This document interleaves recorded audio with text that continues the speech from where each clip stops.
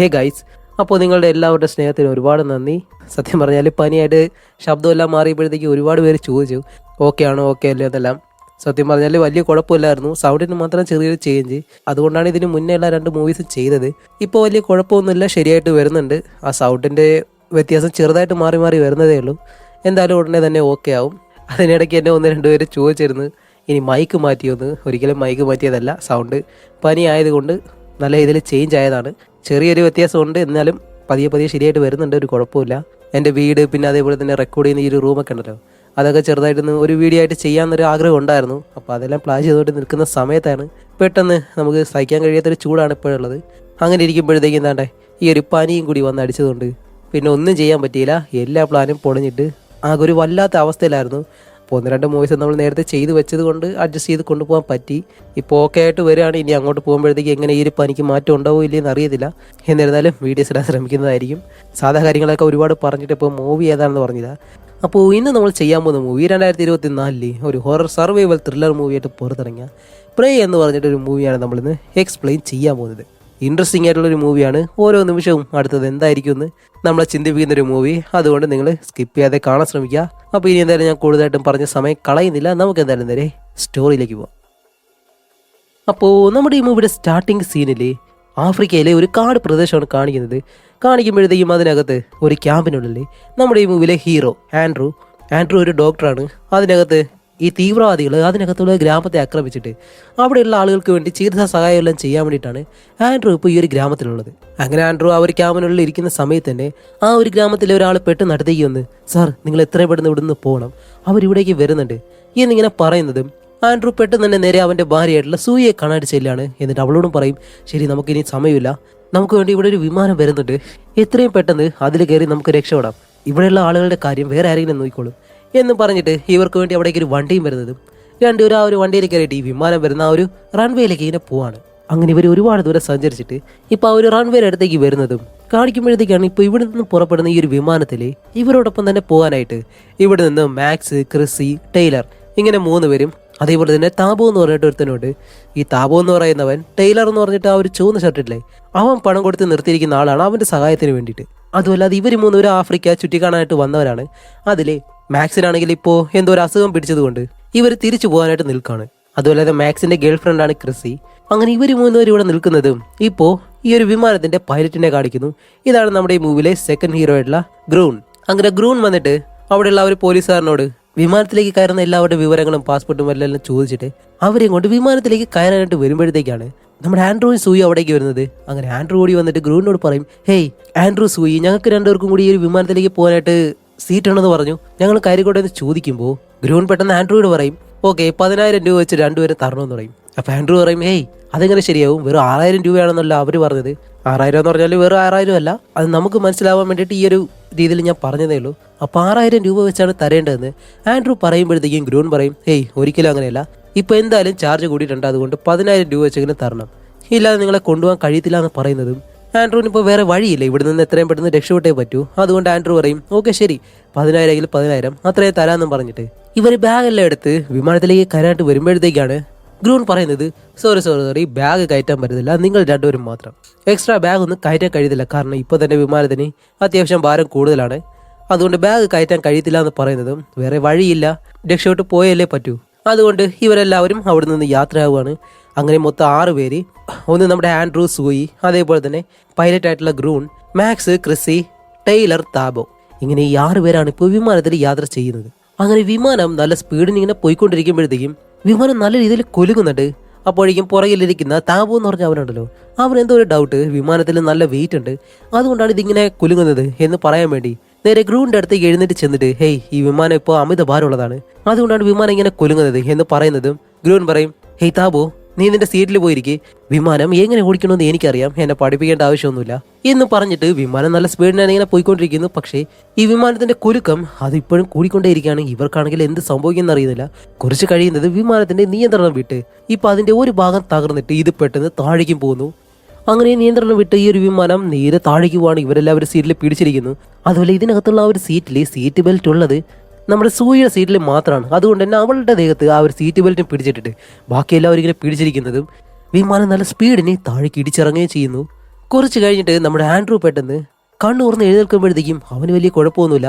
അവിടെ ഇവിടെ മുറിവെല്ലാം പറ്റിയിട്ടുണ്ട്. എന്താണെന്ന് വെച്ചാൽ വിമാനം പൊട്ടിത്തെറിച്ചിട്ടില്ല, അത് 2 ഭാഗമായിട്ട് തകർന്നു പോയിട്ടുണ്ട്. ആൻഡ്രൂ എഴുന്നേറ്റ് നോക്കുമ്പോഴത്തേക്കും ബാക്കി എല്ലാവരും വെളിയിലുണ്ട്. സൂയിനെ കാണാനില്ല. ഹേയ് സൂയി, നീ എവിടെയാണെന്ന് പറഞ്ഞിട്ട് അവൻ ചുറ്റിനും നടന്ന് നോക്കുമ്പോഴത്തേക്കാണ് ആ വിമാനത്തിനകത്ത് അവളുടെ കൈ കാണുന്നു. എന്താണെന്ന് വെച്ചാൽ വിമാനത്തിനകത്ത് സീറ്റ് ബെൽറ്റ് ഉള്ളത് കൊണ്ട് അവൾ ആ ഒരു സീറ്റിൽ കുടുങ്ങിപ്പോയി. അങ്ങനെ അവളുടെ അടുത്തേക്ക് ചെല്ലുന്നതും നമ്മുടെ താപ വന്നിട്ട് നമുക്ക് ഇവിടെ എങ്ങനെയെങ്കിലും പുറത്തേക്ക് ഇറക്കാമെന്ന് പറഞ്ഞ് പിടിച്ച് വലിക്കുമ്പോഴത്തേക്കും സൂയിയുടെ കാല് ഈ സീറ്റിൻ്റെ ഇടയിൽ കുടുങ്ങിയിട്ട് അവൾക്ക് വലിച്ചെടുക്കാൻ കഴിയുന്നില്ല. അങ്ങനെ ഇവർ രണ്ടുപേരും നല്ല ശക്തിയിൽ അവളെ വലിച്ച് പുറത്തേക്ക് എടുക്കുന്നതും ആ സീറ്റിൻ്റെ അടിയിൽ ഒരു കമ്പിയിൽ പെട്ടിട്ട് അവളുടെ കാല് നല്ല രീതിയിൽ കീറി മുറിഞ്ഞു പോകും. അതേസമയം കാണിക്കുമ്പോഴത്തേക്കാണ് നമ്മുടെ മാക്സ് ടൈലർ ക്രിസി ഉണ്ടല്ലോ, അതിൽ ക്രിസി എന്ന് പറഞ്ഞ ആ ഒരു പെണ്ണ് ഈ വീഴ്ചയിൽ മരിച്ചുപോയി. അതുകൊണ്ട് അവളുടെ ശരീരം അവിടെ ഒരിടത്ത് കുഴിച്ചിട്ടിട്ട് നമ്മുടെ മാക്സ് വിഷമിച്ച് കയറിയിരിക്കുന്നു.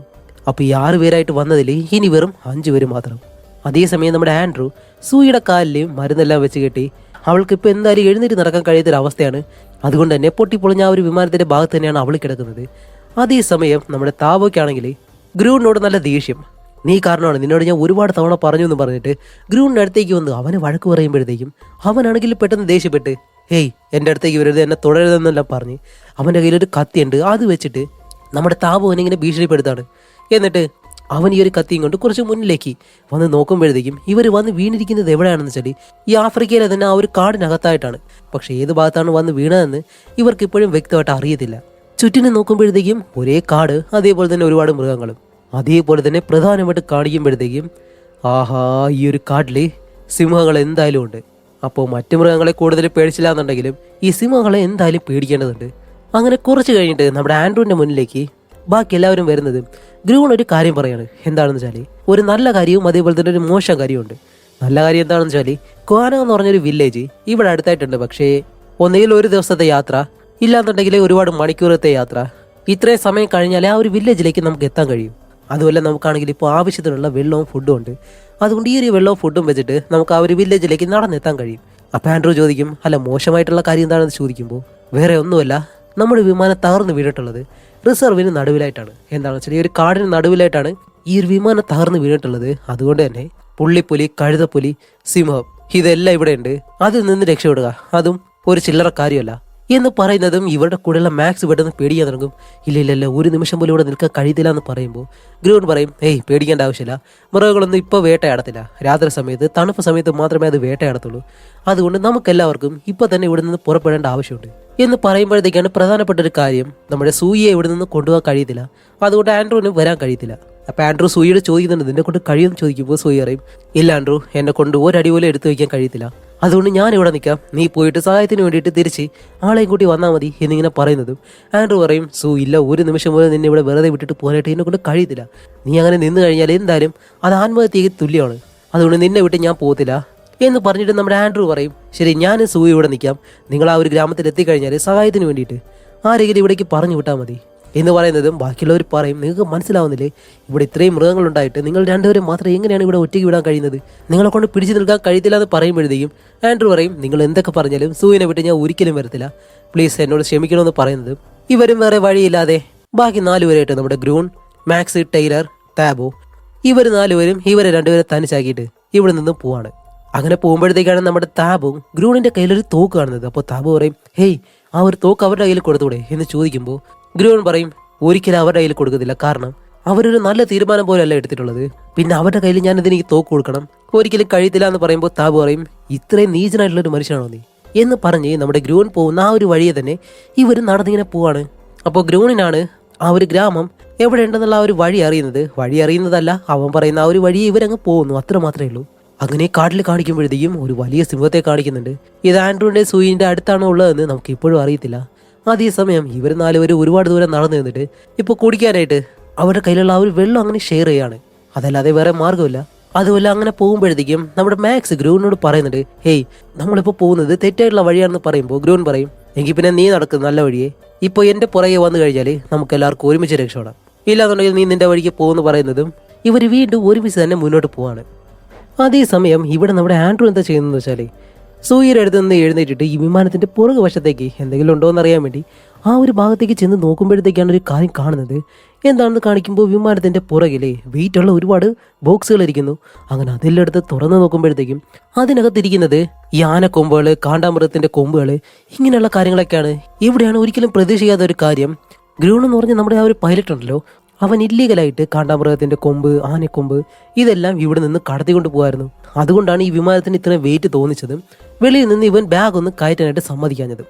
അങ്ങനെ ഈ ഒരു കാര്യങ്ങളെല്ലാം കണ്ട് ആൻഡ്രൂവിന് കാര്യം മനസ്സിലായിട്ട് അവൻ നേരെ സൂയിയുടെ അടുത്തേക്ക് വന്ന് ഇതെല്ലാം പറഞ്ഞ് അവരവിടെ ഇങ്ങനെ ഇരിക്കുന്നു. അതേസമയം ഇവരെ നാലുപേരെ കാണിക്കുമ്പോൾ ഇവരിപ്പോൾ ഈ ഒരു കാടെല്ലാം കഴിഞ്ഞിട്ട് കുറേ ദൂരം നടന്നു ചെന്ന് ഇപ്പോൾ അവസാനം എത്തിയിരിക്കുന്നത് ഈ മണൽ മാത്രമല്ല ചെറിയൊരു മരുഭൂമി പോലെയുള്ള ഭാഗമാണ്. അങ്ങനെ അവിടെ എത്തിയിട്ട് ഒരുപാട് ദൂരം നടക്കുമ്പോഴത്തേക്കും ഇപ്പോഴും നമ്മുടെ മാക്സിന് ഗ്രൂണിന്റെ വിശ്വാസം വരുന്നില്ല. ഇവൻ എങ്ങോട്ടോ വിളിച്ചുകൊണ്ട് പോകുന്നുള്ള രീതിയിലാണ് മാക്സ് അവൻ്റെ പുറകെ പോകുന്നത്. ഒരുപാട് ദൂരം നടക്കുമ്പോഴത്തേക്ക് ഇവരുടെ കയ്യിലുള്ള വെള്ളമെല്ലാം തീർന്നിട്ട് ഇപ്പോൾ ഒരു കുപ്പിയിൽ മാത്രമേ ഉള്ളൂ വെള്ളം. ടൈലർ ആണെങ്കിൽ പെട്ടെന്ന് കുഴഞ്ഞ് താഴെയും വീഴും. അവന് കുടിക്കാനായിട്ട് ആ കയ്യിലുണ്ടായിരുന്ന ഒരു കുപ്പി വെള്ളം കൊടുക്കുന്നതും എല്ലാവരും ക്ഷീണിച്ച് താഴെ വീണു. ഇനി ഒരടി പോലും നടക്കാൻ കഴിയുന്നില്ല. അപ്പോഴേക്കും ഗ്രൂൺ ഇവരോട് പറയും, ദേ ആ ഒരു മണൽക്കൂനെ നോക്ക്, അത് കഴിഞ്ഞാലേ ആ ഒരു ഗ്രാമം കാണാൻ കഴിയും, പിന്നെ കുറച്ച് ദൂരമേ ഉള്ളൂ, വാ വാ വാ എന്ന് പറഞ്ഞിട്ട് എല്ലാവരെയും വിളിച്ച് ഓടി ഓടി ഒരു വിധത്തിൽ നടന്ന് ക്ഷീണിച്ച് അവസാനം ആ ഒരു മണൽക്കൂനയുടെ അടുത്തേക്ക് നിന്ന് മുന്നോട്ട് നോക്കുമ്പോഴത്തേക്കാണ് ആഹാ ഇനി എന്തായാലും കുറേ ദൂരം ഇതുപോലെയുള്ള മരുഭൂമി പ്രദേശമാണെന്ന് ഇവർക്ക് മനസ്സിലാവുന്നത്. അതുകൊണ്ട് ആ ഒരു ഭാഗത്തേക്ക് എന്തായാലും ഇവർക്ക് നടക്കാൻ കഴിയത്തില്ല എന്ന് മനസ്സിലാക്കി എല്ലാവരും അവിടെ വീഴുന്നതും ഗ്രൂൺ പറയും, സോറി, ഞാൻ തെറ്റായിട്ടുള്ള ഒരു വഴിയാണ് തിരഞ്ഞെടുത്തത് എന്ന് പറയുന്നതും ഇത് കാണുന്നത് നമ്മുടെ മാക്സിന് പെട്ടെന്ന് ദേഷ്യം വന്ന് അവൻ്റെ കയ്യിലൊരു തോക്കുണ്ടായിരുന്നു. അത് എടുത്തിട്ട് ഗ്രൂണിൻ്റെ നേരെ ചൂണ്ടിട്ടാണ് പറയുന്നത്, ഹേയ്, നീ കാരണമാണ് ഇപ്പോൾ ഇതെല്ലാം സംഭവിച്ചത്, നീയാണ് എൻ്റെ കൃഷി മരിക്കാനും കാരണം, നീ എല്ലാവരെയും കൊല്ലുമായിരുന്നു, ഇനി നിന്റെ പുറകെ വന്നു കഴിഞ്ഞാൽ ഒരിക്കലും നടക്കത്തില്ല, ഇനി നിന്നെ ഒരിക്കലും ഞാൻ ഫോളോ ചെയ്തു വരത്തില്ല എന്നെല്ലാം പറഞ്ഞിട്ട് മാക്സ് ഒറ്റയ്ക്ക് മറ്റൊരു വഴിയെ പോകുന്നു. അതേസമയം നമ്മുടെ ഗ്രൂൺ, ടൈലർ, താബോ ഇവർ മൂന്നുപേരും തിരിച്ച് നടക്കാൻ തുടങ്ങുകയാണ്. ഇനി ഈ ഒരു വഴിയെ മുന്നോട്ട് പോയിട്ട് കാര്യമില്ല. അതേസമയം മാക്സ് പോകുന്ന വഴിക്കാണെങ്കിൽ ഈ മണൽ പാമ്പുകൾ, അതേപോലെ തന്നെ ആൻഡ്രോയും സൂയിരിക്കുന്ന ആ ഒരു ഭാഗത്താണെങ്കിൽ കഴുതപ്പുലി, കഴുകൻ, ഇങ്ങനെയുള്ളത്, ഇതിനെല്ലാം നടുവിൽ നിന്നും ഇനി ഇവരെങ്ങനെ രക്ഷപ്പെടുമെന്നാണ്. അതേസമയം നമ്മുടെ ആൻഡ്രോയിൻ്റെ അടുത്ത് കാണിക്കുമ്പോഴത്തേക്കാണ് ഏതോ ഒരു മൃഗം ഇവരുടെ അടുത്തേക്ക് ഇങ്ങനെ നടന്നു വരുന്നത് പോലെ. ആൻഡ്രോ ആണെങ്കിൽ ആ ഒരു ശബ്ദമെല്ലാം കേട്ടിട്ട് എഴുന്നേറ്റ് ഇങ്ങനെ നിൽക്കുന്നതും കാണിക്കുമ്പോഴത്തേക്കും അതൊരു സിംഹമായിരുന്നു. പിന്നീട് അവിടെ എന്താണ് സംഭവിക്കുന്നത് നമുക്ക് കാണിച്ചു തരുന്നില്ല. കുറേ കഴിഞ്ഞ് നമ്മുടെ മാക്സിനെ കാണിക്കുമ്പോൾ മാക്സ് ഇപ്പോൾ നടന്ന് ആ ഒരു മരുഭൂമിയെല്ലാം കഴിഞ്ഞിട്ട് അത് കുറച്ച് മാത്രമേ ഉള്ളായിരുന്നു. അതെല്ലാം കഴിഞ്ഞ് വീണ്ടും അവൻ കാട്ടിലേക്ക് കയറി. പക്ഷെ ഇപ്പോൾ അവൻ ഒറ്റയ്ക്കാണെന്ന് നമ്മൾ ഓർക്കണം. അതേസമയം നമ്മുടെ ഗ്രൂണിനെ ടീമിനെ കാണിക്കുമ്പോഴത്തേക്കും ഇവരിപ്പോൾ അവസാനം നടന്ന് വീണ്ടും ഈ ഒരു വിമാനം തകർന്ന ഭാഗത്തേക്ക് തന്നെ വന്നു. ഇവർ മറ്റൊരു വഴിയാണ് പോയത്, പക്ഷെ അവസാനം വീണ്ടും ഇവിടെ തന്നെ തിരിച്ചു വന്നു. അങ്ങനെ 3 പേര് നടന്ന് ക്ഷീണിച്ച് നമ്മുടെ ഗ്രൂൺ കുറച്ച് മുന്നിലേക്ക് വന്ന് നോക്കുമ്പോഴത്തേക്കാണ് ഈ വിമാനത്തിനടുത്ത് ആൻഡ്രൂവിനെ, സൂയിനെ കാണാനില്ല. പകരം വിമാനത്തിന്റെ പല ഭാഗങ്ങളിലും ആ ഒരു സിംഹം വന്നിട്ട് അതിന്റെ നഖമെല്ലാം കീറിയ ഒരു പാടുകൾ മാത്രമാണ് കാണാൻ കഴിയുന്നത്. അങ്ങനെ ഗ്രൂൺ ആണെങ്കിൽ എന്ത് സംഭവിച്ചെന്നറിയാതെ പതി ആ ഒരു വിമാനത്തിനടുത്തേക്ക് ചെന്ന് നോക്കുന്നതും പെട്ടെന്ന് അവനെ എന്തോ ഒന്ന് ചാടി വന്ന് വീഴുന്നു. എന്താണെന്ന് കാണിക്കുമ്പോഴത്തേക്ക് അത് നമ്മുടെ ആൻഡ്രൂ ആണ്. എന്നിട്ട് ഗ്രൂണിന്റെ കഴുത്തിലേക്ക് പിടിച്ചിട്ട് നീ കാരണമാണ്, നീയാണെന്ന് പറഞ്ഞിട്ട് അവനെങ്ങനെ കഴുത്ത് ഞെരിച്ച് കൊല്ലാൻ ശ്രമിക്കുന്നു. അപ്പോഴേക്കും നമ്മുടെ ടൈലർ അവൻ്റെ കയ്യിൽ ഒരു ഫ്ലെയർ ഗൺ വെച്ചിട്ട് അതെടുത്ത് അടുത്തേക്ക് ഷൂട്ട് ചെയ്യുന്നതും എല്ലാവരും പേടിച്ച് പല വഴിക്ക് ഇങ്ങനെ മാറിക്കിടക്കാണ്. എന്താണെന്ന് വെച്ചാൽ ആ ഒരു സിംഹം വന്ന് പാവം നമ്മുടെ സൂയിയെ കൊല്ലുകാരൻ ചെയ്തത്. ആ ഒരു സിംഹത്തിന്റെ കയ്യിൽ നിന്ന് അവളെ രക്ഷപ്പെടുത്താനായിട്ട് ആൻഡ്രൂസിന് പോലും കഴിഞ്ഞില്ല. അവളുടെ കിട്ടിയ ബാക്കി ശരീരഭാഗങ്ങളെല്ലാം കുഴിച്ചിട്ട് ആൻഡ്രൂ അവിടെ ഇരിക്കുന്നതും ഗ്രൂൺ ഉണ്ടല്ലോ, അവൻ താബോയുടെ അടുത്തേക്ക് ചെന്നിട്ട് ഒരു കാര്യം ഇങ്ങനെ പറയണം. എന്താണെന്ന് വെച്ചാൽ എന്തായാലും ഇവിടെ ഒരു ആക്രമണം നടന്നു, രാത്രിയാകുമ്പോഴത്തേക്കും മൃഗങ്ങൾ വീണ്ടും ഇവിടേക്ക് ആക്രമിക്കാനായിട്ട് വരും, ഉറപ്പാണ്. അതുകൊണ്ട് വിമാനത്തിൻ്റെ ഒരു ക്യാബിൻ ഭാഗത്ത് 3 പേർക്ക് മാത്രമേ ഇരിക്കാൻ കഴിയും. പക്ഷേ നമ്മളാണെങ്കിലും 4 പേരുണ്ട്. ഒരാൾ വെളിയിൽ കാവലിനായിട്ടിരിക്കണം, ബാക്കി 3 പേര് സേഫായിട്ട് അകത്ത് ഇരിക്കണം.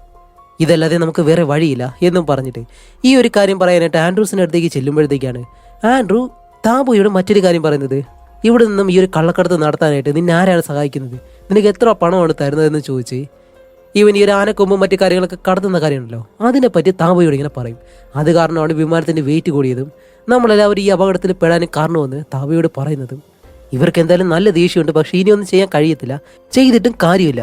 അങ്ങനെ ഇവരിപ്പോൾ 4 പേരും തീരുമാനിക്കുന്നത് എന്താണെന്ന് വെച്ചാൽ ഇവരിൽ 3 പേരെന്തായാലും ഈ ഒരു വിമാനത്തിനകത്ത് ക്യാബിൻ റൂമിൽ സേഫായിട്ടിരിക്കണം, ഒരാൾ വെളിയിൽ നിൽക്കണം. അതിനു വേണ്ടിയിട്ട് ടൈലറിനെ തിരഞ്ഞെടുക്കുമ്പോഴത്തേക്കാണ് അവൻ അതേ സമ്മതിക്കത്തില്ല ഒറ്റയ്ക്ക് വെളിയിലിരിക്കാനായിട്ട്. ഇപ്പോൾ ടൈലറിനെ തന്നെ ഇവർ തിരഞ്ഞെടുക്കാൻ കാരണം എന്താണെന്ന് വെച്ചാൽ ബാക്കി 3 പേരിൽ നമ്മുടെ ആൻഡ്രൂ ആണെങ്കിൽ ഒരു ഡോക്ടറാണ്, ഗ്രൂണിനാണെങ്കിൽ അത്യാവശ്യം ഇവിടെയുള്ള സ്ഥലങ്ങളൊക്കെ അറിയാം, ടൈലറിനാണെങ്കിൽ ഈ കൂട്ടത്തിൽ ഒരു പുണ്ണാക്കും അറിയത്തില്ല. അതുകൊണ്ട് ബാക്കി 3 പേരുണ്ടെങ്കിൽ ഏതെങ്കിലും വിധത്തിൽ മറ്റുള്ളവർക്ക് കൂടി സഹായമാവും. അതുകൊണ്ടാണ് ടൈലറിനെ തിരഞ്ഞെടുത്തത്. അങ്ങനെ വേറെ വഴിയില്ലാതെ നമ്മുടെ ടൈലർ അതിനെ സമ്മതിച്ചിട്ട് രാത്രിയാകുമ്പോഴത്തേക്കും ടൈലറിൻ്റെ മുന്നിലായിട്ട് വിറകെല്ലാം കൊണ്ടുവന്ന് നല്ല തീ കൂട്ടിയിടുന്നു. എന്തിനാണെന്ന് വെച്ചാൽ ഈ ഒരു തീ കണ്ടിട്ട് എന്തായാലും മൃഗങ്ങൾ ഇവിടേക്ക് വരത്തില്ല. അങ്ങനെ ആ ഒരു രീതിയിൽ നമ്മുടെ ആൻഡ്രൂ, ഗ്രൂൺ, താബോ ഇവർ മൂന്നുപേരും വിമാനത്തിനകത്ത് കയറി ഇരുന്നിട്ട് അതിൻ്റെ ഡോറെല്ലാം നല്ല രീതിയിൽ അടച്ച് ടൈലറിനെ മാത്രം വെളിയിലെടുത്തും അവൻ്റെ മുന്നിലാണെങ്കിൽ തീയും കത്തിച്ചിട്ടിട്ടുണ്ട്. പക്ഷേ ഒരു പ്രശ്നം എന്താണെന്ന് വെച്ചാൽ രാവിലെ വരെ ഇനി ഇവൻ ഉറങ്ങാതെ ഇരിക്കണം. അതേസമയം ഒറ്റയ്ക്ക് പോയ മാക്സിനെ കാണിക്കുമ്പോഴത്തേക്കും അവൻ ഈ ഇരുട്ടത്ത് നടന്ന് ഇപ്പോൾ ഇങ്ങോട്ട് പോകണമെന്ന് പോലും അറിയത്തില്ല. കുറേ ദൂരം ചെല്ലുമ്പോഴത്തേക്കും ഈ കഴുതപ്പുലികളൊക്കെ ഉണ്ടല്ലോ ആദ്യം ഇവനെ വന്ന് അറ്റാക്ക് ചെയ്യാൻ തുടങ്ങും. ഇവൻ്റെ കയ്യിലാണെങ്കിൽ തോക്കിരിപ്പുണ്ട്. എന്നിരുന്നാലും എവിടെയെന്ന് പറഞ്ഞ് ഷൂട്ട് ചെയ്യാനായിട്ട് ഒരിക്കലും നടക്കത്തില്ല. അവനങ്ങനെ പലയിടങ്ങളിൽ ഷൂട്ട് ചെയ്യുന്നുണ്ട്. പക്ഷേ കാണാൻ കഴിയാത്തത് കൊണ്ട് തന്നെ ഷൂട്ട് ചെയ്ത് അവസാനം ബുള്ളറ്റ് തീരുന്നതല്ലാതെ വേറെ ഒന്നും ചെയ്യാൻ കഴിയാത്തത് കൊണ്ട് ഇവനെ ആ ഒരു കഴുതപ്പുലികളെല്ലാം കൂടി ചേർന്ന് കടിച്ച് കൊല്ലുകയാണ്.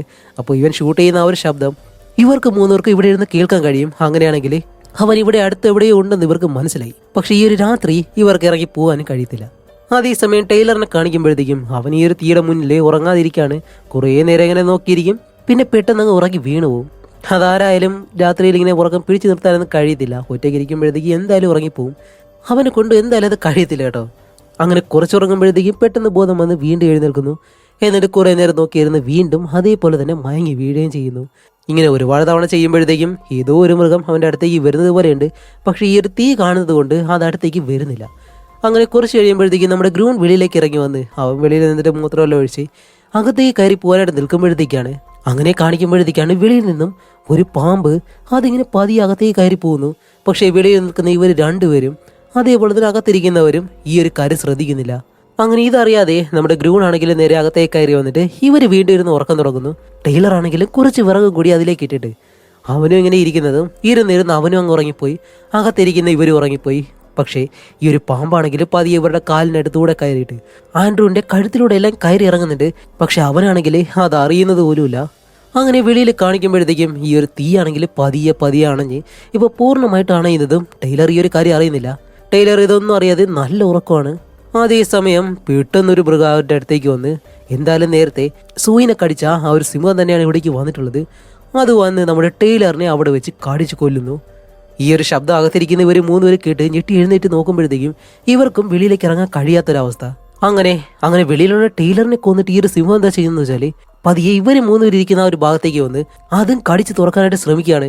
അങ്ങനെ ഇവർ മൂന്നുപേര് പേടിച്ചകത്തിരിക്കുന്ന സമയത്ത് വെളിയിലെ ഒരു സിംഹമാണെങ്കിൽ അകത്തിരിക്കുന്ന ആ ഒരു പാമ്പുണ്ടല്ലോ അത് പെട്ടെന്ന് നമ്മുടെ താബോയുടെ കാലിലേക്ക് കടിച്ചു കൊടുക്കും. അത് കാണുന്നത് നമ്മുടെ ഗ്രൂൺ പെട്ടെന്ന് ആ ഒരു പാമ്പിനെ വലിച്ച് താഴേക്കിട്ട് അതിനെ ചവിട്ടി കൊല്ലുകയും ചെയ്യുന്നു. ഇപ്പോൾ ഇവർക്ക് വെളിയിലേക്ക് പോകാനും കഴിയത്തില്ല, അകത്തിരിക്കാനും കഴിയാത്ത അവസ്ഥയായിപ്പോയി. അതുകൊണ്ട് ഗ്രൂൺ എന്താ ചെയ്യുന്ന വെച്ചാൽ പെട്ടെന്ന് താബോയുടെ ആ ഒരു കാലിൻ്റെ ആ ഭാഗം ഉണ്ടല്ലോ അത് പെട്ടെന്ന് മുറിച്ച് ഈ വിഷം അധികം കയറാത്ത രീതിയിൽ ആ ഒരു ഭാഗം ഇങ്ങനെ കെട്ടിവെക്കുകയാണ്. അങ്ങനെ ഒരു വിധത്തിൽ അന്നത്തെ രാത്രി അതിനകത്ത് തന്നെ അവർ കഴിയുകയും ചെയ്യുന്നു. രാവിലെ ആകുന്നതിന് മുന്നേ തന്നെ ആ ഒരു സിംഹം എന്തായാലും അവിടെ നിന്ന് പോയി കഴിഞ്ഞു. അങ്ങനെ അടുത്ത ദിവസം രാവിലെ ആവുന്നതും ഇവരെല്ലാവരും ഇറങ്ങി നോക്കുമ്പോഴത്തേക്കാണ് അവിടെ മൊത്തവും നശിച്ചു കിടക്കുകയാണ്. കാരണം ഇന്നലെ ആ ഒരു സിംഹം വന്നിട്ട് എല്ലാം നശിപ്പിച്ചിട്ട് പോയി. അങ്ങനെ വേറെ ഒന്നും ചെയ്യാൻ കഴിയാത്തത് കൊണ്ട് നമ്മുടെ ആൻഡ്രൂ നേരെ അവിടേക്ക് ഒരിടത്ത് വന്നിങ്ങനെ ഇരിക്കുകയാണ്. ഇനി മരിക്കണോ ജീവിക്കണോ എന്താണ് ചെയ്യേണ്ടതെന്ന് പോലും അവൻ അറിയത്തില്ല. ഗ്രൂണാണെങ്കിൽ താബോയുടെ കാലിലെ ആ ഒരു മുറിവ് കണ്ടിട്ട് ഇവനെ കൊണ്ട് ഇവിടെ നിന്ന് പോയില്ല എന്നുണ്ടെങ്കിൽ ഇവരെല്ലാവരും ഇവിടെ കിടന്ന് മരിക്കും. ആൻഡ്രൂവിൻ്റെ അടുത്ത് വന്ന് സംസാരിക്കുമ്പോഴത്തേക്കാണ് അവനൊരു മരത്തിനടുത്ത് തന്നെ ഇരിക്കുന്നു. വന്ന് ചോദിക്കുമ്പോൾ അവൻ പറയുന്നത് എന്താണെന്ന് വെച്ചാൽ ഞാൻ എവിടെയും വരുന്നില്ല, ഇവിടെ തന്നെ ഇരിക്കാൻ പോവാണ്. ഇനി വല്ല മൃഗമാണോ എന്താണെന്ന് അറിയത്തില്ല, എന്ത് വന്ന് എന്നെ കൊന്നാലും ഞാൻ ഇനി ഒരടി പോലും ഇവിടെ നനങ്ങത്തില്ല. ഇവിടെ നനങ്ങിയിട്ട് ഒരു കാര്യമില്ല, എൻ്റെ ഭാര്യ മരിച്ചു, അതുകൊണ്ട് ഞാൻ എവിടെയും പോകത്തില്ല എന്നും പറഞ്ഞ് അവൻ അവിടെ ഇരിക്കുന്നതും ഗ്രൂൺ പറയുന്നുണ്ട് നമ്മൾ മൂന്നുപേരും ഒരുമിച്ച് പ്രവർത്തിച്ചാൽ മാത്രമേ നമുക്ക് ഇവിടെ നിന്നും രക്ഷപ്പെട്ട് പോകാൻ കഴിയത്തുള്ളൂ, അതുകൊണ്ട് നീ ഞങ്ങളോടൊപ്പം വരണം എന്നെല്ലാം പറയുന്നതും ആൻഡ്രൂ അനങ്ങുന്നില്ല. ഗ്രൂണും താബോയും അവിടെ നിന്ന് പോകുന്നു. അങ്ങനെ ഇവർ രണ്ടുപേരും കുറേ ദൂരം നടന്നിങ്ങനെ പോകുന്നതും പെട്ടെന്ന് നമ്മുടെ ഗ്രൂൺ നോക്കുമ്പോഴത്തേക്കാണ് മുന്നിൽ നിന്ന് എന്തോ ഒരു ശബ്ദം കേൾക്കുന്നു. എന്താണെന്ന് ഇങ്ങനെ എത്തി നോക്കുന്നതും ഒരു കാറാണ് വരുന്നത്. ഇത് കാണുന്നതും ജീവൻ തിരിച്ചു കിട്ടിയൊരു സന്തോഷം. പെട്ടെന്ന് ഹേയ് കാറാണെന്ന് പറഞ്ഞിട്ട് ഇങ്ങനെ അലറി വിളിക്കുമ്പോഴത്തേക്കാണ് ആൻഡ്രൂ ഈ ശബ്ദം കേട്ട് ഓടി അവിടേക്ക് വരുന്നു. പക്ഷെ അവിടെയാണ് ഒരു ട്വിസ്റ്റ്. എന്താണെന്ന് കാണിക്കുമ്പോൾ ഈ കാറിൽ ഇപ്പോൾ ഇവിടേക്ക് വരുന്നത് ഈ ആഫ്രിക്കയിൽ തന്നെയുള്ള തീവ്രവാദികളാണ്. ചെകുത്താൻ്റെ കടലിന് ഇടയിൽ പെട്ടതുപോലെ ഒരിടത്ത് നിന്ന് രക്ഷപ്പെട്ടപ്പോഴത്തേക്കും ഇതേ അടുത്തത്. അങ്ങനെ അവരിവിടേക്ക് വന്ന ഉടനെ തന്നെ നമ്മുടെ ആൻഡ്രൂവിനെ കാണുന്നത് അവൻ്റെ തലയിലേക്ക് തൂക്കുകൊണ്ട് ഒരു ഒറ്റയിടി അവനിടിച്ച് താഴെ കിട്ടിട്ട് ഇവരെ കൊല്ലാനായിട്ട് നിൽക്കുന്നു. അപ്പോഴേക്കും ഗ്രൂണും താബോ അവിടേക്ക് വന്നിട്ട് ഇവരോട് കാര്യങ്ങളൊക്കെ പറയാൻ ശ്രമിക്കുന്നുണ്ട്. അപ്പോൾ താബോയ്ക്ക് മാത്രമേ ഇവരുടെ ആ ഒരു ഭാഷ അറിയത്തുള്ളൂ. അതിൽ ആ ഒരു നേതാവിന് ഇംഗ്ലീഷ് ചെറിയ രീതിയിൽ അറിയുകയും ചെയ്യാം. അങ്ങനെ ഇവരവിടെ പിടിച്ചു നിർത്തിയിട്ട് ഇവർ ആ ഒരു തകർന്ന വിമാനത്തിനടുത്തേക്ക്. അപ്പോൾ താബോ പറയും ഇതേപോലെ ഞങ്ങൾ വിമാനം തകർന്ന് ഇവിടെ പെട്ടുപോയി, ഞങ്ങൾ എത്രയും പെട്ടെന്ന് രക്ഷപ്പെടുത്തണമെന്ന് പറയുമ്പോഴത്തേക്കും അവർ കുറച്ചു നേരം ഇവിടെ പിടിച്ചു നിർത്തിയിട്ട് നേരെ ആ ഒരു വിമാനത്തിൻ്റെ അടുത്തേക്ക് വന്ന് നോക്കും. വിമാനത്തിൻ്റെ അടുത്തേക്ക് വന്ന് നോക്കുമ്പോഴത്തേക്കാണ് നമ്മുടെ ഗ്രൂൺ കടത്തിക്കൊണ്ട് വന്ന ആ ഒരു ആനക്കൊമ്പും കാണ്ടാമൃഗത്തിൻ്റെ കൊമ്പുകളൊക്കെ ഉണ്ടല്ലോ, ഇതെല്ലാം കാണുന്നതും ഇവർ നേരെ അതും കൊണ്ട് ആൻഡ്രൂവിൻ്റെ അടുത്തേക്ക് വന്നിട്ട് ആ ഒരു നേതാവ് പെട്ടെന്ന് ആൻഡ്രൂവിൻ്റെ തലയിലേക്ക് തോക്ക് വെച്ച് സത്യം പറയും ഇതാരാ ഇവിടേക്ക്, ഇതാരുടേതാണ് എന്ന് ചോദിച്ച് ആൻഡ്രൂവിനെ ഷൂട്ട് ചെയ്യാനായിട്ട് നിൽക്കുന്നതും ആൻഡ്രൂ മരിക്കുന്നെങ്കിൽ മരിക്കട്ടെ എന്ന് പറഞ്ഞിട്ട് ഒന്നും മിണ്ടാതെ ഇങ്ങനെ നിൽക്കാണ്. അപ്പോഴേക്കും ഗ്രൂൺ പെട്ടെന്ന് ആ നേതാവിനെ തലയിട്ട് പ്ലീസ് അത് എൻ്റെതാണ്, ഞാനാണ് ഇവിടെ നിന്ന് കടത്തിക്കൊണ്ട് പോകാനായിട്ട് ശ്രമിച്ചത്, അയാൾ എന്ന് ചെയ്യരുതെന്ന് ഇങ്ങനെ പറയുന്നതും താമ്പ് പെട്ടെന്ന് ഇയാളോട് പറയും പ്ലീസ് എന്തിനാണ് നിങ്ങൾ കൊല്ലുന്നത്, നിങ്ങൾ തീവ്രവാദികളല്ല, ഇത് നിങ്ങളുടെ സ്ഥലമാണ്, ആ സാധനങ്ങളെല്ലാം നിങ്ങൾ തന്നെ എടുത്തോ, ഞങ്ങൾ എങ്ങനെയും രക്ഷാ പോരെ, നിങ്ങൾ എന്തിനാ ഇങ്ങനെയല്ല ചെയ്യുന്നത് എന്നെല്ലാം ചോദിക്കുന്നതും പെട്ടെന്ന് ഈ വന്നവരുടെ കൂട്ടത്തിലുള്ള ഒരുത്തൻ താമ്പോയുടെ താലിയിലേക്ക് ഷൂട്ട് ചെയ്ത് അവനെ അവിടെ വെച്ച് തന്നെ കൊല്ലുകയാണ്. എന്തൊരു കഷ്ടമാണെന്ന് നോക്കണം. ഈ ഒരു അവസ്ഥയിലുള്ളവരെ ഒന്ന് രക്ഷിക്കുക പോലും ചെയ്യാതെ ഇങ്ങനെ ചെയ്യുന്ന ഇവന്മാരൊക്കെ എന്ത് ചെയ്യണമെന്നാണ്. അത് ഷൂട്ട് ചെയ്യുന്നത് ഈ വെള്ളയെല്ലാം വരച്ച് ഈ ഒരുത്തനുണ്ടല്ലോ, ഇവനാണ് സത്യം പറഞ്ഞത്. ഇവനെ കാണുമ്പോൾ തന്നെ നമുക്ക് ദേഷ്യം വരും. അതുപോലെ ഈ ഒരു കഥാപാത്രത്തിന്റെ ചേഷ്ടകളും സംസാരവും എല്ലാം അവരെ വെറുപ്പിക്കുന്നത് പോലെയാണ്. അങ്ങനെ ആ ഒരു നേതാവ് പറയും ശരി ഞാൻ ഇതെല്ലാം കൊണ്ടുപോയി വെച്ചിട്ട് വരാം, ഇവർ ഇവിടെ നിന്ന് രക്ഷപ്പെടുന്നോ ഇല്ലയെന്ന്, രണ്ടുപേരും ഇവിടെ തന്നെ നിൽക്ക് എന്നും പറഞ്ഞിട്ട് രണ്ടുപേരും ഇവിടെ നിർത്തി ആ ഒരു നേതാവ് അവിടെ നിന്ന് പോവാണ്. അങ്ങനെ ഈ ഒരു നേതാവ് അവിടെ നിന്ന് പോകുന്നതും മുഖത്ത് അതെല്ലാം വരച്ചാവർത്തുണ്ടല്ലോ, അവൻ പതിയെ ഇവരുടെ മുന്നിലേക്ക് വന്നിട്ടാണ് നമ്മുടെ ആൻഡ്രൂവിൻ്റെ അടുത്ത് പറയുന്നത് ഹേയ് നീ വേണമെങ്കിൽ ഇവിടെ നിന്ന് ഓടിക്കോ, കുഴപ്പമില്ല നീ ഓടിക്കോ, ഞാൻ 10 വരെ എണ്ണം, അത് കഴിഞ്ഞാൽ നിന്നെ ഞാൻ വെടിവെക്കത്തുള്ളൂ, അതിനു മുന്നേ നീ രക്ഷപ്പെട്ട് കഴിഞ്ഞാൽ നിനക്ക് ഇവിടെ നിന്ന് പോവാം, നല്ല ഡീലല്ലേ എന്നിങ്ങനെ പറയുന്നതും നമ്മുടെ ആൻഡ്രൂ അതൊന്നും മൈൻഡ് ചെയ്യുന്നില്ല. ഇവൻ എത്ര സംസാരിച്ചിട്ടും ആൻഡ്രൂ മിണ്ടാതെ തന്നെ ഇരിക്കുകയാണ്. അങ്ങനെ അവൻ നേരെ ഗ്രൂണിൻ്റെ മുന്നിലേക്ക് വന്നിട്ടാണ് അവനോട് പറയുന്നത് ഹേയ് നിന്നെ കണ്ടിട്ട് നല്ലൊരു പോരാളിയെ പോലെ തോന്നുന്നുണ്ട്, നീ ഇവിടെ നിന്ന് ഓടി രക്ഷപ്പെട്ടോ, എന്തായാലും എൻ്റെ ബോസ് വന്നു കഴിഞ്ഞാൽ നിന്നെ വെടിവെച്ച് കൊല്ലും. ഇവനിപ്പോൾ എന്താണ് വേണ്ടതെന്ന് വെച്ചാൽ ഇവരെ രണ്ടുപേരെ കൊല്ലണം, അതിന് വേണ്ടിയിട്ടാണ് ഇവൻ നിൽക്കുന്നത്. പക്ഷെ ഇവർ രണ്ടുപേരും ഒന്നും മിണ്ടാതെ അങ്ങനെ തന്നെ ഇരിക്കുകയാണ്. അപ്പോഴേക്കാണ് അവൻ ഒരു കുപ്പി വെള്ളം എടുത്തുകൊണ്ട് വന്നിട്ട് ആൻഡ്രൂവിൻ്റെ അടുത്തേക്ക് കാണിച്ചിട്ട് ഹേയ് നിനക്ക് വെള്ളം വേണമല്ലേ, എനിക്ക് കണ്ടിട്ട് നല്ലതുപോലെ തോന്നുന്നുണ്ട് നിനക്ക് വെള്ളം വേണമെന്ന്, ശരിയെന്നും പറഞ്ഞിട്ട് അത് തുറന്ന് താഴേക്ക് ഇങ്ങനെ കളയാണ്. എന്നിട്ട് പറയും ഹേയ് നിങ്ങളെ ഞാൻ പറ്റിച്ചാണ്, വെറുതെ തമാശ പറഞ്ഞു, വെള്ളമൊന്നും നിങ്ങൾക്ക് തരാൻ കഴിയത്തില്ല എന്നും പറഞ്ഞ് അവനിങ്ങനെ ചിരിക്കാൻ തുടങ്ങും. ഇവർ ഏതവസ്ഥയിലാണ് ഇപ്പോൾ പെട്ടിരിക്കുന്നതെന്ന് നമുക്കറിയാം, പക്ഷെ അവന്മാർക്ക് ആ ഒരു ചിന്ത പോലുമില്ല. അങ്ങനെ കുറെ കഴിഞ്ഞിട്ട് ഇവന്മാർ രണ്ടുപേരും ആ ഒരു വിമാനത്തിൻ്റെ അടുത്തിരുന്ന് ഉറങ്ങാൻ തുടങ്ങും. ആൻഡ്രൂയും ഗ്രൂണും തലയിൽ കൈയും വെച്ചിട്ട് അവിടെ തന്നെ ഇങ്ങനെ ഇരിക്കുകയാണ്. ഒരുപാട് നേരം അങ്ങനെ തന്നെ ഇരിക്കുമ്പോഴത്തേക്കാണ് നമ്മുടെ ഗ്രൂൺ നോക്കുമ്പോൾ ഇവർ രണ്ടുപേരും നല്ല ഉറക്കം. അതുകൊണ്ട് ഗ്രൂൺ എന്താ ചെയ്യുന്നത് വെച്ചാൽ പതിയെ മുട്ടിലെഴഞ്ഞിട്ട് ഇവരുടെ ആ ഒരു തോക്കെടുക്കാൻ വേണ്ടി അടുത്തേക്ക് ഇങ്ങനെ വരുന്നു. എന്നിട്ട് പതിയെ നടന്ന് അവൻ്റെ അടുത്തേക്ക് ചെന്നിട്ട് ആ ഒരു തോക്ക് പിടിക്കാനായിട്ട് ഇങ്ങനെ ചെല്ലുന്നതും ആഹാ അവൻ പെട്ടെന്ന് കണ്ണു തുറന്ന് ആ തോക്ക് കൊണ്ട് നിൽക്കാണ്. പക്ഷെ അവിടെയാണ് ഒരു ട്വിസ്റ്റ്, അവൻ ഷൂട്ട് ചെയ്യാനായിട്ട് നോക്കുമ്പോഴത്തേക്കും തോക്ക് വർക്ക് ചെയ്യുന്നില്ല. ആ ഒരു സമയത്ത് നമ്മുടെ ഈ ഗ്രൂൺ പെട്ടെന്ന് അവനെ പിടിച്ച് നല്ല രീതിയിൽ ഇടിക്കുമ്പോഴത്തേക്കാണ് ഈ ഒരു ശബ്ദം കേട്ട് അടുത്ത് കിടക്കുന്നവർ എഴുന്നേക്കുന്നു. അതേപോലെ തന്നെ ശബ്ദം കേട്ട് നമ്മുടെ ആൻഡ്രൂയും, അങ്ങനെ ആൻഡ്രൂ വന്നിട്ട് കൂടെയുള്ള മറ്റൊരുത്തൻ്റെ തോക്കിൽ പിടിച്ച് ഇവർ രണ്ടുപേരും പിടിയും വലിയാവുന്ന സമയത്ത് ഗ്രൂണിൻ്റെ മുകളിൽ ആ ഒരു വെറുപ്പിക്കുന്നവനുണ്ടല്ലോ അവനിങ്ങനെ കയറിയിരിക്കുകയാണ്. അതേസമയം ഇവർ രണ്ടുപേരും പിടിയും വലിയാവുന്ന സമയത്ത് ഇതിൽ ഫയറായി ആ വെറുപ്പിക്കുന്നവൻ്റെ തലയിലേക്ക് ബുള്ളറ്റ് കൊണ്ട് അവൻ സ്പോട്ടിൽ അവിടെ തന്നെ വെച്ച് മരിക്കുന്നു. കാണുന്ന എനിക്ക് എന്തായാലും ഇത്തിരി ഇങ്ങനെ സന്തോഷമായിട്ടാണ്. അങ്ങനെ ഇവൻ്റെ കൂടെയുള്ള മറ്റൊരുത്തനെയും വെടിവെച്ച് കൊന്നിട്ട് ആൻഡ്രൂവിന് ഇപ്പോൾ അത്ര ദേഷ്യം, ആ ഒരു സിംഹം വന്ന് തൻ്റെ ഭാര്യയെ കൊന്നതും പിന്നെ ഇവരിപ്പോൾ ഇത്രയും കാര്യങ്ങൾ ചെയ്തത് ഇതെല്ലാം ഓർത്ത് ആൻഡ്രൂ മരിച്ചവനെ വീണ്ടും ഇങ്ങനെ ഇട്ട് ഇടിച്ചുകൊണ്ടേയിരിക്കുകയാണ്. എന്നിട്ട് ആൻഡ്രൂ അവിടെ ഇരിക്കുമ്പോഴത്തേക്കും ഗ്രൂൺ എഴുന്നേറ്റിട്ട് ആൻഡ്രൂ നമുക്ക് ഇവിടെ നിന്ന് പോകാമെന്ന് പറയുമ്പോൾ ആൻഡ്രൂ അപ്പോഴും എഴുന്നേറ്റ് വരുന്നില്ല. അതുമല്ലാതെ കാണിക്കുമ്പോഴത്തേക്കും ദൂരെ നിന്ന് ആ ഒരു സിംഹം ഈ രക്തത്തിൻ്റെ മണമെല്ലാം പിടിച്ച് ഇവിടേക്ക് വരാനായിട്ട് ഇങ്ങനെ ശ്രമിക്കുകയാണ്. അപ്പോൾ ഗ്രൂൺ ആണെങ്കിലും ആൻഡ്രൂവിനോട് ക്ഷമയെല്ലാം ചോദിച്ചിട്ട് ശരി ഞാൻ കാരണം തന്നെയാണ് ഇത്രയും കാര്യങ്ങൾ സംഭവിച്ചത്, ഇനി നിങ്ങളെ വിടാതെ എനിക്ക് എവിടെയും പോകാൻ കഴിയത്തില്ല, നിങ്ങൾ ഒരാളെങ്കിലും എനിക്ക് രക്ഷിച്ചേ പറ്റൂ എന്നും പറഞ്ഞ് നമ്മുടെ ആൻഡ്രൂവിനെ പിടിച്ചിട്ട് ഇവരിങ്ങനെ നടന്നു പോവാണ്. ആൻഡ്രൂവിന് ഇപ്പോൾ നല്ലപോലെ നടക്കാൻ പോലും കഴിയുന്നില്ല, അവൻ്റെ കാലിന് നല്ല പരിക്ക് പറ്റിയിട്ടുണ്ട്. അങ്ങനെ ഒരുപാട് ദൂരം നടക്കുമ്പോഴത്തേക്കും ആൻഡ്രൂവിനെ കൊണ്ട് കഴിയുന്നില്ല. ആൻഡ്രൂ പറയുന്നുണ്ട് എന്നെ വിട്ടിട്ട് പോയിക്കോ പ്ലീസ്, എന്നെ കൊണ്ട് കഴിയത്തില്ല എന്ന് പറയുമ്പോൾ ഗ്രൂൺ വിടാൻ തയ്യാറല്ല. അവൻ പറയും ഇല്ലില്ല നിന്നെ ഒരിക്കലും ഞാൻ വിടത്തില്ല, നമ്മൾ പോകേണ്ട വഴി ഇത് തന്നെയാണ്, കുറച്ചുകൂടി മുന്നിലേക്ക് ചെന്ന് കഴിഞ്ഞാൽ ആ ഒരു ഗ്രാമമുണ്ട്, നിന്നെ ഞാൻ ഒരിക്കലും തനിച്ചാക്കത്തില്ല എന്നും പറഞ്ഞ് വീണ്ടും ആൻഡ്രൂവിനെ പിടിച്ചിങ്ങനെ പോയിക്കൊണ്ടേയിരിക്കുന്നു. അങ്ങനെ കുറേ നടന്നിട്ട് ഇവരിപ്പോൾ ഒരു വലിയ പാറയുടെ മുകളിലേക്ക് കയറും. അങ്ങനെ ആൻഡ്രൂവിനെ തള്ളി മുകളിലേക്ക് കയറ്റി അടുത്തത് നമ്മുടെ ഗ്രൂണും മുകളിലേക്ക് കയറിയിട്ട് കുറച്ചുകൂടി മുകളിലേക്ക് കയറണം. അതിനുവേണ്ടി ഗ്രൂൺ മുകളിലേക്ക് കയറി ആൻഡ്രൂവിനെ പിടിച്ച് വലിക്കുന്നതും പെട്ടെന്ന് പിടി വിട്ടിട്ട് ആൻഡ്രൂ നേരെ താഴേക്കൊന്ന് വീഴും. ഹേയ് ആൻഡ്രൂ നിനക്ക് കുഴപ്പമൊന്നുമില്ലല്ലോ എന്ന് ചോദിക്കുമ്പോൾ അവൻ പറയും ഹേയ് കുഴപ്പമൊന്നുമില്ല എന്ന് പറയുന്നതും കുഴപ്പമുണ്ട്, അത് അവനല്ല കാണുന്നത് നമുക്ക് എന്താണെന്ന് കാണിക്കുമ്പോൾ ഇപ്പോൾ ഇവരുടെ അടുത്തേക്ക് ആൻഡ്രൂവിൻ്റെ കാലിൽ നിന്ന് വീണ ഒരു രക്തം ഫോളോ ചെയ്ത് ഇപ്പോൾ 3 സിംഹങ്ങളാണ് വരുന്നത്. ഒരെണ്ണത്തിൻ്റെ മുന്നിൽ തന്നെ പിടിച്ചു നിൽക്കാൻ കഴിയുന്നില്ല. അങ്ങനെ ഈ സിംഹങ്ങൾ അടുത്തേക്ക് വരുന്നതിന് മുന്നേ തന്നെ ഗ്രൂൺ താഴേക്ക് ഇറങ്ങിയിട്ട് ആൻഡ്രൂവിനെ എങ്ങനെയെങ്കിലും വീണ്ടും തള്ളി ആ ഒരു പാറയുടെ മുകളിലേക്ക് കൊണ്ടുവന്ന് നോക്കുമ്പോഴത്തേക്കും കുറച്ച് ദൂരെയായിട്ട് ആ ഒരു ഗ്രാമമുണ്ട്. കാരണം അവിടെ നിന്ന് പുകയെല്ലാം വരുന്നത് ഇങ്ങനെ കാണാൻ കഴിയുന്നുണ്ട്. അപ്പോൾ രണ്ടുപേരും രക്ഷപ്പെട്ടു. പക്ഷേ ഈ ഒരു പാറയുടെ മുകളിൽ നിന്ന് താഴേക്ക് ഇറങ്ങണം. സിംഹങ്ങളാണെങ്കിൽ ഇപ്പോഴും താഴെ തന്നെ നിൽപ്പുണ്ട്. അങ്ങനെ എന്ത് ചെയ്യുന്നറിയാതെ എങ്ങനെ നിൽക്കുമ്പോഴത്തേക്കും നമ്മുടെ ഗ്രൂൺ പറയുന്നുണ്ട്, ഹേയ് സുഹൃത്തെ, നമ്മൾ എന്തായാലും രക്ഷപ്പെടും, ഒരു വിധത്തിൽ നീ വിഷമിക്കേണ്ട ആവശ്യമില്ല എന്ന് പറയുമ്പോൾ ആൻഡ്രൂയും പറയുന്നുണ്ട്, അതെ നമ്മൾ രക്ഷപ്പെടും എന്നുള്ളൊരു വിശ്വാസത്തിൽ ആൻഡ്രൂ ഇങ്ങനെ കിടക്കാണ്. താഴേക്ക് നോക്കുമ്പോഴത്തേക്ക് ആ ഒരു സിംഹങ്ങൾ അങ്ങനെ ഇരിക്കുമ്പോഴത്തേക്കാണ് പെട്ടെന്ന് ഒരു തേൾ ഇതിനിടയിൽ ഗ്രൂണിന്റെ മുകളിലേക്ക് ഇങ്ങനെ കയറും. ഗ്രൂൺ ആണെങ്കിൽ അനങ്ങാതിരിക്കാണ്. ഇത്രയും രക്ഷപ്പെട്ട് വന്നിട്ട് ഈ ഒരു തേൾ കുത്തി മരിച്ചാൽ അങ്ങനെ ആ ഒരു തേള് ഗ്രൂണിന്റെ ദേഹത്തോടെ കയറി അവന്റെ കയ്യിലൂടെ പതിയെ ആൻഡ്രൂവിന്റെ ദേഹത്തേക്ക് കയറും.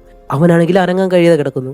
അവന്റെ മുഖത്തേക്ക് കയറി ഇരിക്കുന്നതും ഗ്രൂൺ പറയുന്നുണ്ട്, പ്ലീസ് നീ അനങ്ങരുത്, അത് പോകുന്നത് വരെ അങ്ങനെ തന്നെ കിടക്ക് എന്ന് പറയുന്നതും താഴെ കാണിക്കുമ്പോഴത്തേക്ക് ഈ ഒരു സിംഹം ഇപ്പോൾ പതിയെ ഒരു പാറയുടെ മുകളിലേക്ക് കയറിയിരിക്കുകയാണ്. എന്നിട്ട് ഇവരെ കാണാൻ കഴിയുന്നില്ല, ഇവരിപ്പോൾ എവിടെയാണ് ഉള്ളതെന്ന്. ആ ഒരു സിംഹം ചുറ്റിനും നടന്നിങ്ങനെ നോക്കുകയാണ് കേട്ടോ. ഇവരാണെങ്കിൽ ശബ്ദം ഉണ്ടാക്കാതിരിക്കുന്നത് കൊണ്ടാണ് സിംഹത്തിന് ഇപ്പോൾ എവിടെയാണെന്ന് അറിയാൻ കഴിയാത്തത്. അങ്ങനെ ആ ഒരു തേള് അവന്റെ മുഖത്ത് നിന്ന് ഇറങ്ങി പോകുന്നതും നമ്മുടെ ഗ്രൂണിന്റെ കാൽ തട്ടിയിട്ട് ഒരു ചെറിയ കല്ലുരുണ്ട് താഴേക്ക് വന്ന് വീഴുന്നു. ഇത് വീഴുന്നതും സിംഹത്തിന് ഇപ്പോൾ മനസ്സിലായി ഇവരെവിടെയാണ് ഉള്ളതെന്ന്. അങ്ങനെ സിംഹത്തിന് മനസ്സിലായിട്ട് അത് ചാടി മുകളിലേക്ക് കയറാനായിട്ട് ശ്രമിക്കുന്നതും ഗ്രൂൺ എന്താ ചെയ്യുന്നതെന്ന് വെച്ചാൽ, ഗ്രൂൺ ഇപ്പോൾ ചെയ്യാൻ പോകുന്ന കാര്യമാണ് ഒരിക്കലും അംഗീകരിക്കാൻ കഴിയാത്തത്. എന്താണെന്ന് കാണിക്കുമ്പോൾ അവനിപ്പോൾ അവൻ്റെ ഷർട്ടെല്ലാം ഊരിയിട്ട് നമ്മുടെ ആൻഡ്രൂവിൻ്റെ മുറിഞ്ഞ കാലിൽ ഇങ്ങനെ വെച്ച് ടൈറ്റായിട്ട് കെട്ടുകയാണ്. എന്നിട്ട് ആൻഡ്രൂവിനോട് പറയും, ഞാൻ എന്തായാലും ആ ഒരു സിംഹങ്ങളുടെ ശ്രദ്ധ തിരിക്കാൻ പോവാണ്. ആ ഒരു സമയം കൊണ്ട് നിന്നെ കൊണ്ട് ഒക്കുന്ന വേഗത്തിൽ ഇവിടെ നിന്ന് രക്ഷപ്പെട്ട് പോകണം. നിന്റെ ഭാര്യ മരിക്കാനും ബാക്കിയുള്ളവരെല്ലാം മരിക്കാനും കാരണം ഞാനാണ്. അതുകൊണ്ട് ഒരാളെങ്കിലും എനിക്ക് രക്ഷിക്കണമെന്നുണ്ട്. ഇതല്ലാതെ വേറെ വഴിയില്ല എന്ന് പറയുന്നതും ആൻഡ്രൂയും പറയുന്നത് പ്ലീസ് അങ്ങനെ ചെയ്യരുത് എന്ന് പറയുന്നുണ്ടെങ്കിലും ഗ്രൂൺ ഒന്നും കേൾക്കാതെ ആൻഡ്രൂവിനെ സേഫായിട്ട് ഇവിടെ കിടത്തിയിട്ട് ആ ഒരു സിംഹത്തിന്റെ മുന്നിലേക്ക് എടുത്ത് ഇങ്ങനെ ചാടുകയാണ്. അപ്പോൾ നമ്മുടെ ഗ്രൂൺ എന്തായാലും മരിച്ചു. അതുകൊണ്ട് ആ ഒരു സിംഹങ്ങൾ അവനെയും കൊണ്ട് അവിടെ നിന്ന് പോവുകയും ചെയ്തു. ഇനിയിപ്പോൾ ആൻഡ്രൂവിനെ ആ ഒരു സിംഹങ്ങൾ എന്തായാലും ശ്രദ്ധിക്കത്തില്ല. അങ്ങനെ കുറെ കഴിയുമ്പോഴത്തേക്ക് ആൻഡ്രൂ അവിടെ നിന്ന് ഇറങ്ങി കുറേ ദൂരം ഇങ്ങനെ നടക്കുമ്പോഴത്തേക്കാണ് ഈ ഗ്രാമത്തായിട്ട് കുറച്ചുകൂടി പോകണം. അങ്ങനെ നടന്നു പോകുമ്പോൾ ആൻഡ്രൂവിന്റെ മുന്നിലായിട്ട് വീണ്ടും കഴുതപ്പുലികൾ വന്ന് ഇങ്ങനെ നിൽക്കുകയാണ്. ഇനി ഇതിന്റെ മുന്നിൽ നിന്ന് രക്ഷപ്പെടണം. ഇത്രയും രക്ഷപ്പെട്ട് ആൻഡ്രൂവിന് വേണ്ടി ഗ്രൂൺ തന്റെ ജീവൻ വരെ കളഞ്ഞിട്ട് ഇവിടെ വെച്ചത് നിർത്താൻ കഴിയത്തില്ല. അതുകൊണ്ട് തന്നെ ആൻഡ്രൂ ഒരു വടിയെടുത്ത് അതിനെ പേടിപ്പിക്കാൻ വേണ്ടി ശബ്ദമെല്ലാം ഇങ്ങനെ ഉണ്ടാക്കുകയാണ്. അതേസമയം പെട്ടെന്ന് മഴയും പെയ്യുന്നു. മഴ പെയ്യുന്നത് കൊണ്ട് ഈ കഴുതപ്പുലികൾ എന്തായാലും അവിടെ നിൽക്കത്തില്ല, അത് ഓടിപ്പോവും. ആ ഒരു സമയത്ത് ആൻഡ്രൂ അവിടെ തന്നെ ഇങ്ങനെ കിടക്കുകയും ചെയ്യും. അങ്ങനെ ഒരുപാട് നേരം മഴയെല്ലാം പെയ്ത് കുറെ കഴിഞ്ഞിട്ട് ആൻഡ്രൂ അങ്ങനെ കിടന്ന് പതിയെ നോക്കുമ്പോഴത്തേക്കും ആരും അവൻ്റെ അടുത്തേക്ക് വരുന്നത് പോലെ സത്യം പറഞ്ഞാൽ അത് സൂയിയാണ് അവൻ കാണുന്നത്. അത് സൂയിയല്ല, അവൻ അങ്ങനെ തോന്നുന്നതാണ്. അതാരാണെന്ന് കാണിക്കുമ്പോഴത്തേക്കാണ് റിയലായിട്ട് ആ ഒരു ഗ്രാമത്തിലുള്ള രണ്ടാളുകളാണ് ആൻഡ്രൂയെ കണ്ട് അവൻ്റെ അടുത്തേക്ക് വന്നിട്ട് അവനെ ഇപ്പോൾ എടുത്തോണ്ട് പോകുന്നത്. അതുകൊണ്ട് ഈ ഒരു കൂട്ടത്തിൽ എന്തായാലും നമ്മുടെ ആൻഡ്രൂ മാത്രം രക്ഷപ്പെടുന്നു. അതോടെ പ്രേ എന്ന് പറഞ്ഞ ഈ ഒരു മൂവിയും ഇവിടെ വെച്ച് അവസാനിക്കുകയാണ്. അപ്പോൾ എങ്ങനെയുണ്ടായിരുന്നു? ഇൻട്രസ്റ്റിംഗ് ആയിട്ടൊരു മൂവിയായിട്ട് നിങ്ങൾക്ക് തോന്നിയിട്ടുണ്ടെങ്കിൽ നിങ്ങളുടെ അഭിപ്രായങ്ങൾ എന്തായാലും തീർച്ചയായിട്ടും കമൻറ്റ് ചെയ്യുക. അപ്പോൾ ഇതുപോലെ ഇൻട്രസ്റ്റിംഗ് ആയിട്ടുള്ള മറ്റൊരു മൂവിയായിട്ട് വരുന്നത് വരയ്ക്കും ബൈ.